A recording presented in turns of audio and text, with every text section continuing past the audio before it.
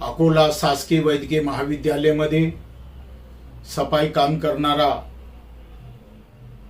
सचिन कांतीलाल चावरे त्यांच्यावर 6 वर्ष अगोदर काही वैद्यकीय महाविद्यालयाचे कामगारांनी कर्मचाऱ्यांनी त्याला जीवे ठार मारण्याचा प्रयत्न केला, त्याच्याबरोबर मारहाण केली।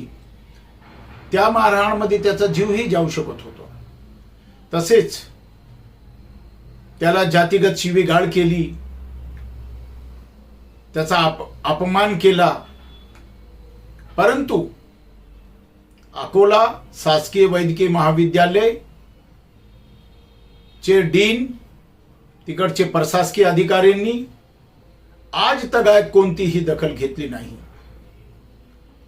आरोपीवर गुन्हा दाखल झाला नाही, कारण ते सामंतवादी लोक होती, मोठे समाजाचे होते।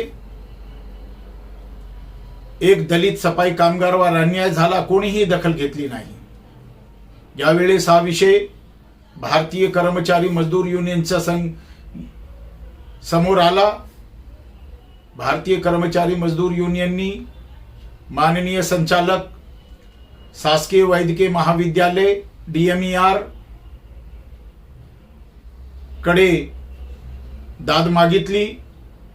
मग संचालकनी 6 वर्षानंतर संचालकनी पत्र दिला डीनला की या प्रकरणाची सखोल चौकशी करून अहवाल सादर करा आणि संबंधितावर गुन्हा दाखल करण्यासाठी कारवाई करा। काय चाललंय या देशामध्ये? एक दलित सफाई कामगारावर मारहाण होते, जातीगत शिव्यागाळ होते आणि आरोपी खुल्ले घुमताय।